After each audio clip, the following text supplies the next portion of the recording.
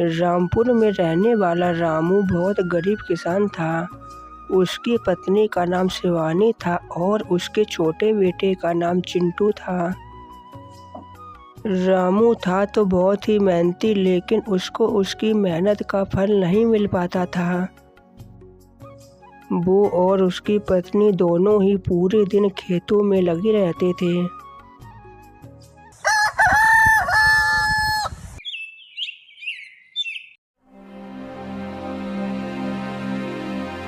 माँ, मुझे बहुत तेज भूख लग रही है।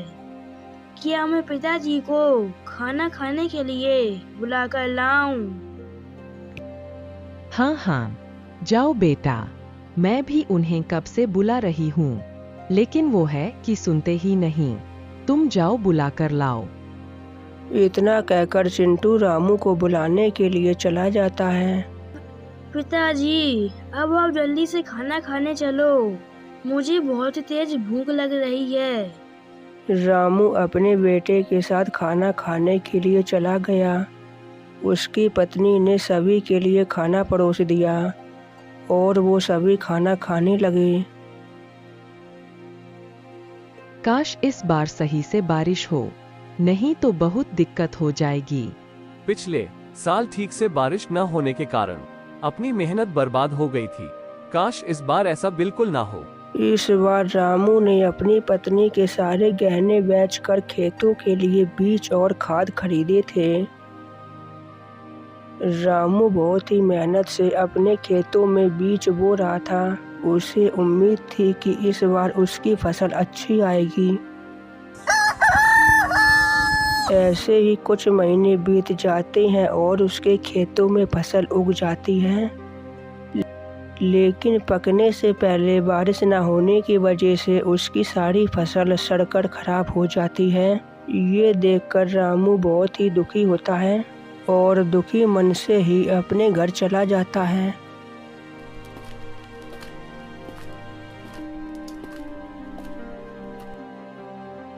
आप हिम्मत मत हारो, आप एक बार फिर से कोशिश करो। क्या पता इस बार बारिश हो जाए और इस बार अपनी फसल अच्छी हो जाए। इस बार तो तुम्हारे गहने बेचकर बीज और खाद ले आया था, लेकिन अब मैं कहां से लेकर आऊं पैसे बीज और खाद खरीदने के लिए? आप अपने गांव के सेठ लाला से पैसे उधार ले लो। अब अपने पास केवल एक ही चारा है, क्योंकि अब हम लोग ऐसे हाथ पर हाथ रखकर भी तो नहीं बेच सकते हैं। मेरा उसके पास जाने का बिल्कुल भी मन नहीं है। वो बहुत बेईमान आदमी है। एक बार जो उससे पैसे ले लिया तो उसका ब्याज कभी खत्म ही नहीं होता। पता नहीं वो अपना किस हिसाब से हिसाब चलाता है। हमारे पास इसके अलावा कोई दूसरा रास्ता भी तो नहीं है। फिर थोड़ी ही देर में रात हो जाती है, लेकिन रामू को नींद नहीं आ रही थी, क्योंकि उसे समझ नहीं आ रहा था कि वो पैसों का इंतजाम कैसे करेगा। लाला सेठ से पैसे तो तुरंत मिल जाएंगे, लेकिन गांव के कई लोग उसके जाल में फंस चुके हैं और जो भी उसके जाल में फंसा है उसने अपनी पूरी जमीन तक गंवा दी है। मुझे समझ नहीं आ रहा कि मैं क्या करूं, कहां से लेकर आऊंगा पैसे। अगर पैसे का इंतजाम नहीं हुआ तो मैं खेती कैसे करूंगा। रामू की इस तरह सोचते सोचते ही सुबह हो जाती है। बेचारा रामू ना चाहते हुए भी लाला सेठ के यहाँ पैसे लेने के लिए चला जाता है। अरे आओ आओ रामू भाई, बताओ कैसे आना हुआ। सेठ जी, वो मुझे कुछ पैसों की जरूरत थी, खेत के लिए, कुछ बीज और खाद खरीदने के लिए। तो इसमें इतना डरने वाली कौन सी बात है? हम तो पैसे देने के लिए ही बैठे हैं। हम तो जरूरतमंद लोगों की सेवा ही करते हैं। पता है रामू, ये जीना भी क्या जीना है। अगर आप जीवन में किसी की सहायता ना कर पाओ, मैं तो भगवान का धन्यवाद करता हूँ। मुझे जैसे इंसान को भगवान ने तुम जैसे गरीबों की सेवा करने के लिए बनाया है। रामू को लाला सेठ की बातें सुनकर बहुत गुस्सा आ रहा था, लेकिन आखिर इस समय वो बोल भी क्या सकता था, क्योंकि उसे पता था कि इस समय उसकी सहायता केवल लाला सेठ ही कर सकता है। अरे रामू, क्या सोच रहे हो? बताओ तुम्हें कितने पैसे चाहिए? सेठ जी, अभी मुझे 20,000 रुपए की जरूरत है। मैं तुम्हें 20,000 रुपए तो दे दूंगा, लेकिन तुम्हें तो पता ही है ना कि तुम्हें ब्याज पूरे 25% देना होगा।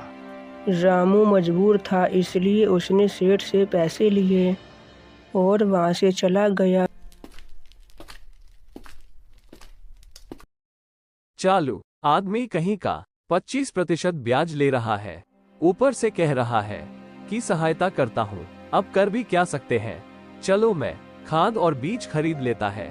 फिर रामू बीज और खाद लेकर अपने घर चला जाता है।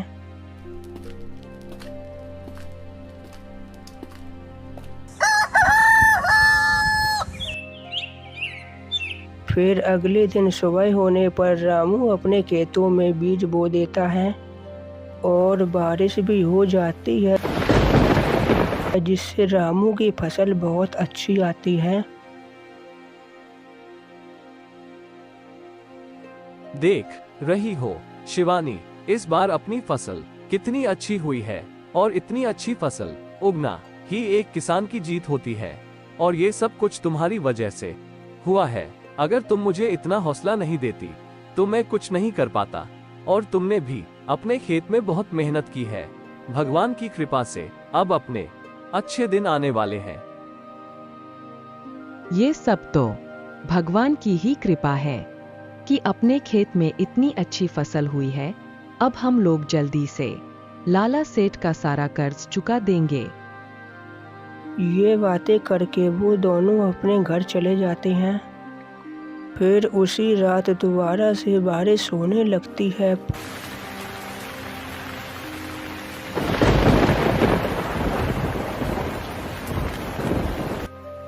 पूरी रात बहुत तेज बारिश होती है। सुबह होने पर भी बारिश नहीं रुकती। शिवानी, ना जाने ये बारिश कब रुकेगी। पहले तो बारिश हो नहीं रही थी और अब हो रही है तो रुकने का नाम नहीं ले रही है। पता नहीं मेरी फसल कैसी होगी। आप बिल्कुल भी चिंता मत कीजिए, जल्दी ही बारिश रुक जाएगी। फिर आप अपनी फसल जाकर देख आना। शिवानी ये बोलकर रामू को दिलासा देने की कोशिश करती है, लेकिन उसे भी पता था कि अब तक उसकी सारी फसल खराब हो चुकी होगी।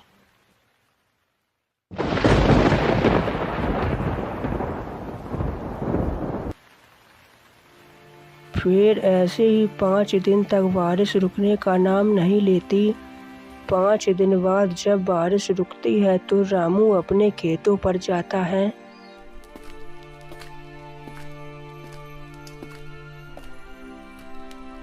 रामू अपनी फसलों को बर्बाद देखकर बहुत ही ज्यादा दुखी हो जाता है।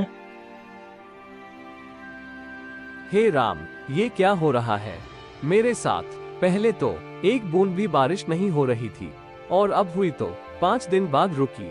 इससे हमारी सारी फसल खराब हो गई। अब मैं अपना कर्ज कैसे चुकाऊंगा। रामू वहां से रोते हुए अपने घर जा रहा था, लेकिन तभी रास्ते में उसका एक्सीडेंट हो जाता है तो उसे गांव के अस्पताल में ले जाया जाता है।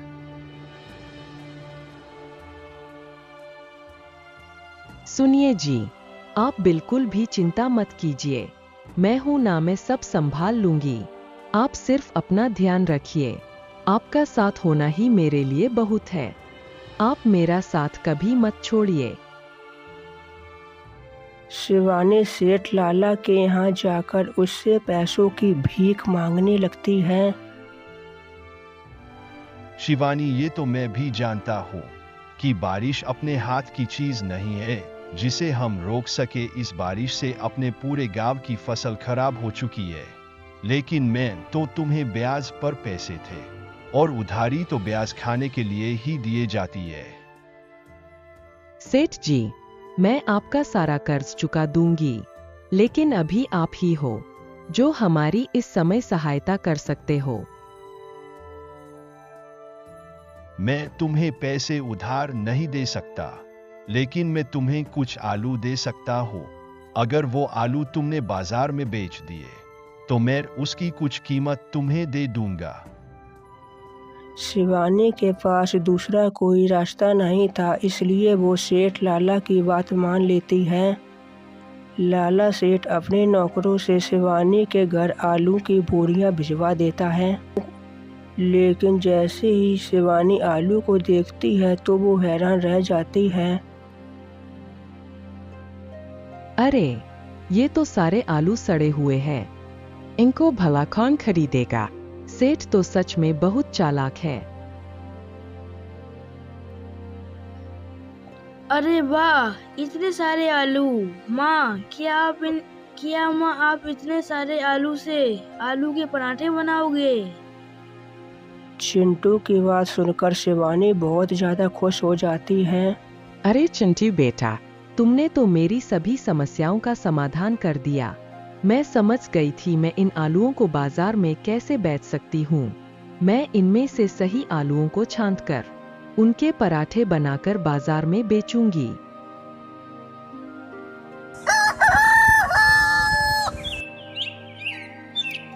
फिर अगले दिन से ही शिवानी आलू के पराठे बनाकर बाजार में बेचना शुरू कर देती है। कुछ ही दिनों में उसके आलू के पराठे पूरे गांव में फेमस हो जाते हैं। ये सब देखकर लाला सेठ को बहुत ज्यादा जलन होने लगती है। अरे इस तरह तो ये मेरा सारा कर चुका देंगी। अगर मुझे पता होता तो मैं इसको कभी भी आलू नहीं देता। मुझे लगा कि सड़े हुए आलू देकर इस पर और कर्ज चढ़ा दूंगा, लेकिन ये तो उल्टा ही मुझ पर भारी पड़ गया। सेठ शिवानी की तरक्की देखकर मन ही मन में दुखी होने लगता है। तो वहीं पर अब शिवानी के मन में भी लालच आ चुका था और अब शिवानी खराब और सड़े हुए आलूओं से भी पराठे बनाकर उनको बेचना शुरू कर देती है। शिवानी, ये क्या कर रही हो तुम? ये तो सारे आलू सड़े हुए हैं। इनको खाकर लोग बीमार हो जाएंगे। इस समय मुझे अपने परिवार के अलावा कुछ नहीं दिख रहा है। अगर हमें लाला सेठ का कर्ज चुकाना है तो ये सब करना ही होगा। ऐसे ही कुछ दिन बीत जाते हैं और शिवानी सेठ लाला का सारा कर्जा चुका देती है। अभी तुम्हें मुझे 15,000 रुपए और देने होंगे। किस बात के 15,000 रुपए सेठ जी? मैंने तो आपका सारा कर्ज चुका दिया है ना, और आप मुझे आपसे आलू लेने की भी कोई जरूरत नहीं, क्योंकि मैं अपने खेत में आलू उगा लिए हैं। मैं उन्हीं के पराठे बनाएगी। अगर तुमने मुझे हर महीने 15,000 रुपए नहीं दिए तो मैं सारे गांव वालों को बता दूंगा कि तुम सड़े हुए आलू के पराठे बनाकर बेचती हो। वो सड़े हुए आलू आप ही ने मुझे दिए थे। मैं आपकी भी चालाकी के बारे में सारे गांव वालों को बता दूंगी। शिवानी की ये बात सुनकर लाला सेठ चुप हो जाता है। ऐसे ही कुछ दिनों बाद रामू बिल्कुल ठीक हो चुका था और अपने खेतों में पानी की समस्या को दूर करने के लिए कुआं खुदवा लिया था और अब वो दोनों पति पत्नी आलू की खेती किया करते थे।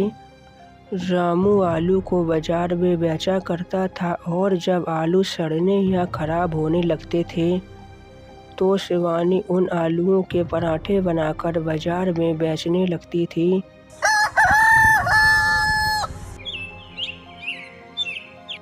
कुछ दिन बाद सेठ लाला गांव के कुछ लोगों को बहला फुसलाकर रामू के घर ले आता है। गांव वालों, अब तुम स्वयं इसके घर की तलाशी लो और देखो कि ये कैसे सड़े हुए आलू के पराठे बनाकर बेचती है। ये बात सुनकर शिवानी घबरा जाती है। अरे ऐसे कैसे सेठ जी? आप किसी के घर की तलाशी ले सकते हो? क्यों तलाशी ना ले? आलू के पराठे बनाकर इतनी तरक्की कर रही हो, जरा हम भी देखें कि तुम किस तरह के आलू इस्तेमाल कर रही हो। तुमने देखते ही देखते अपने खेत में कुआं खुदवा लिया और अपने बेटे को भी शहर में पढ़ने के लिए भेज दिया। ऊपर से तुमने मेरा सारा कर्ज भी चुका दिया। गांव वालों, ज्यादा देर मत करो, इसके घर की तलाशी लो। फिर गांव का एक आदमी रामू के घर की तलाशी लेने लगता है तो उसे अच्छे आलू ही मिलते हैं। सेठ जी, क्यों गांव की औरत को परेशान करते हो? वो बेचारी तो पराठे बनाने के लिए अच्छे आलू का ही इस्तेमाल करती है। गांव वालों, आप सबको तो पता ही है कि ये लाला सेठ कैसा है। ये चाहता था कि मैं इसका कर्ज न चुका और ये मेरी सारी जमीन हड़प ले। चलो चलो भाई यहाँ से। इन अमीरों का तो काम ही है हम जैसे गरीबों को परेशान करना। ये कहकर सभी गांव वाले वहां से चले जाते हैं। अरे, तुम तो सच में खराब आलू से पराठे बनाती थी, तो हमारे घर में अच्छे आलू कहाँ से आए?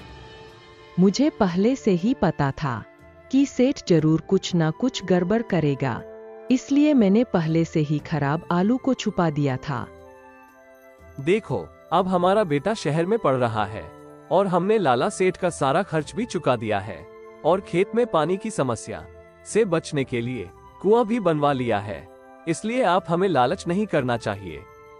आप बिल्कुल सही कह रहे हो, इसलिए मैंने सारे सड़े हुए आलू पहले ही छुपा दिए थे, नहीं तो हमारे पूरे गांव में बहुत बदनामी होते और सारे गांव वाले हमें गांव से भी भगा देते, तो हमें फिर से सब चीजों से हाथ धोना पड़ता। मैंने जो भी किया अपने परिवार के लिए किया और इन बुरे हालातों की वजह से किया, लेकिन अब जब हालात सुधर गई है तो मुझे अब और लालच नहीं करनी चाहिए। अब मैं अपनी गलती को सुधारना चाहती हूँ। अब से मैं कभी भी खराब आलू से पराठे नहीं बनाऊंगी। उस दिन से ही शिवानी खराब आलू से पराठे बनाना बंद कर देती है। तो दोस्तों, हमने इस कहानी में देखा कि किसान होना इतना आसान नहीं है। किसान के सर पर हमेशा मुसीबतें मंडराती रहती हैं। बारिश कम होना भी किसान के लिए मुसीबत है और बारिश का ज़्यादा होना भी किसान के लिए मुसीबत है।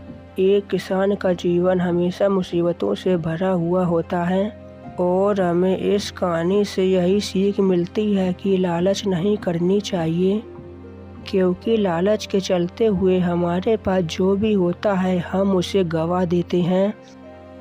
राम राम।